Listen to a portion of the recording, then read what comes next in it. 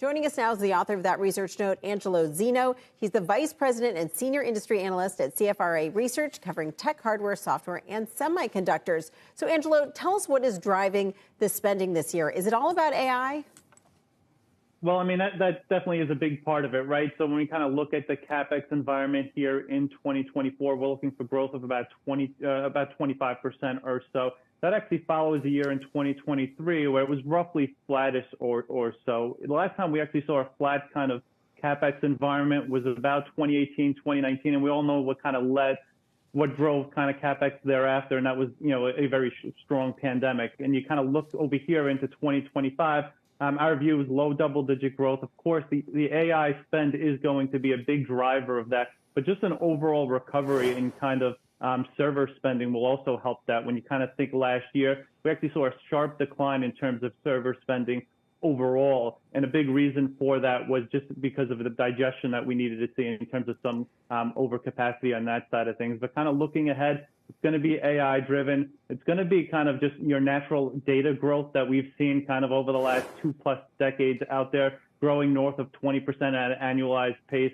And then ultimately, it's just improving free cash flow growth from each one of these companies. I mean, when you kind of look at the fundamentals for each of these companies, extremely strong in nature, and that's going to drive higher spend, we think, has historically been the case. But this also comes after Meta had its year of efficiency and then just said, going forward, we want to operate as leanly as possible. And we heard similar messages from other tech giants. They're trying to be lean, and they're also trying to chase AI growth. I guess the question is, after this big sort of bounce back in growth you expect this year, are we really going to be able to see such sustained growth rates as these companies try to be more efficient with that capacity and rein in costs?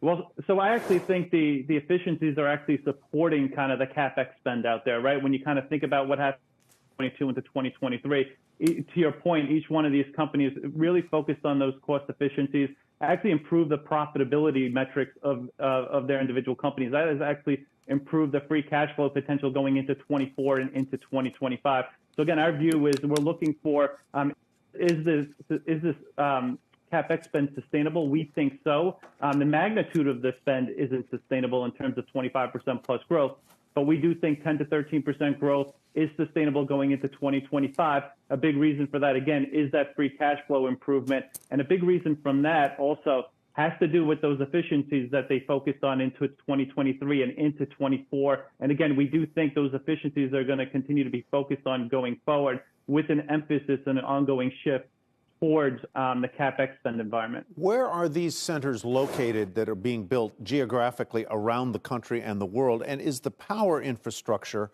adequate to service them?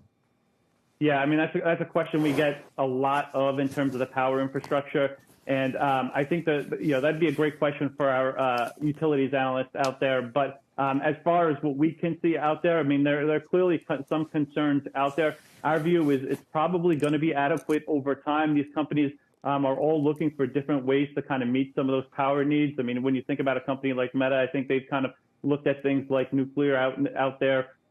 Each of these companies are going to continue to figure it out at some point in time. But from a technology perspective, if you look at the likes of NVIDIA, the ARMs of the world, in our view, just throwing more ARM-based kind of servers out there will definitely kind of help a lot in terms of those initiatives. And then kind of where these data centers are located, I mean, they're all located all over the U.S. I mean, obviously areas like North Carolina, what have you, big areas in terms of the data center structure. But, if you kind of listen to Jensen Huang out there, it's going to be kind of this whole sovereign AI theme out there is going to be bigger in nature, where we're going to see kind of these data centers built all across the globe in every single region of the world.